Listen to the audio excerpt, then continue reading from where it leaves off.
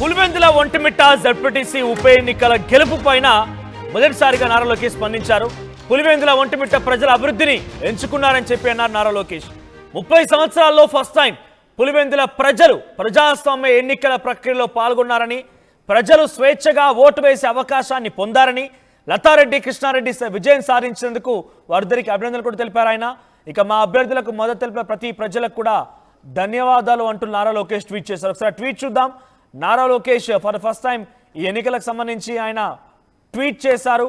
So మొదటి నుంచి కూడా కొంత ఉత్కంఠభరితమైనటువంటి ఎన్నికల నేపథ్యమే కొనసాగింది ఇక్కడ. సో ద ట్వీట్లో మనం చూస్తున్నాం, the people of Pulivendula and Ontimitta have chosen progress over backwardness. For the first time in 30 years, Pulivendula has taken part in truly democratic election process, and people have had the chance to cast their vote freely. Congratulations to Lata Reddy and Krishna Reddy and their well-earned victory. My heartfelt thanks to the people for turning out in large numbers to support our candidates.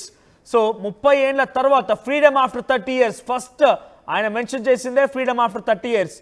1996 నుంచి ఇప్పటి వరకు కనీసం అక్కడ vote అనేటువంటి పదానికి అర్థమే లేదు.